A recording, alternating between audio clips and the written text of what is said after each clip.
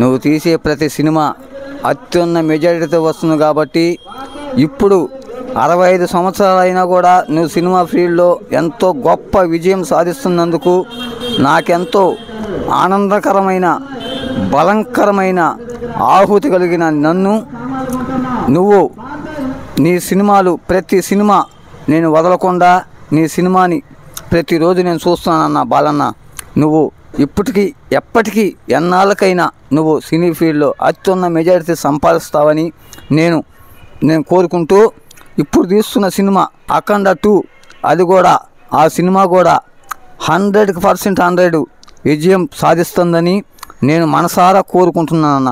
అన్న, నువ్వు తీసే ప్రతి సినిమా అన్న, నువ్వు ఏ సినిమాలో అయినా అదే యాక్టివిటీ, అదే కళ, అదే నైరుతితో నువ్వు ప్రతి సినిమా అత్యున్న మెజారిటీతో గెలుస్తున్నావన్నా. నిన్ను మించి మేము వెనక్కి అడిగి వేయమన్నా.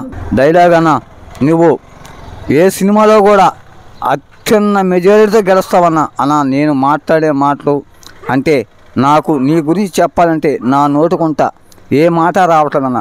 ఎందుకంటే నువ్వు చేస్తున్న చిత్రాలు అంత విజయం సాధిస్తున్నందుకు నాకు ఏది జ్ఞాపకార్థం లేదన్న నాకన్నా. అన్న, నువ్వు బాలకృష్ణ కాదన్న, మా అందరి బంధువు అన్న నువ్వు బాలకృష్ణ అన్న. అన్న, నువ్వు 65 సంవత్సరాలు వచ్చినా కూడా నువ్వు సినిమా ఫీల్డ్లో ఉన్నావంటే ఎంతో గ్రేట్ అన్న. అన్న, నువ్వు అత్యున్న మెజారిటీతో గెలుస్తావన్న. నువ్వు సినిమా ఫీల్డ్లో ఉన్నందుకు మాకెంతో ఆనందంగా ఉందన్న. అన్న, నీ డైలాగులు నేను ఏది యాక్సెప్ట్ చేయలేదన్నా. ప్లీజ్ నన్ను ఏమనుకోకన్నా. కాకపోతే నువ్వు తీసే ప్రతి సినిమా చెన్నకేశవరెడ్డి కానీ, సమరసింహారెడ్డి కానీ, నరసింహనాయుడు కానీ, ఇప్పుడు అఖండ 2 చేస్తున్నందుకు అది కూడా నీకు గొప్ప విజయం సాధిస్తుందన్న.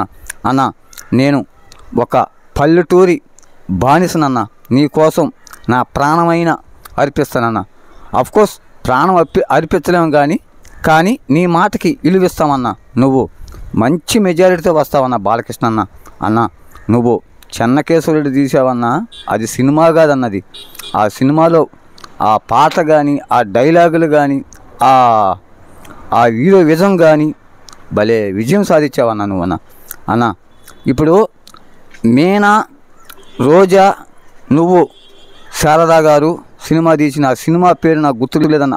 దాంట్లో బాలున్నావన్న పాట ఆపాలన్న. జై జై బాలన్న.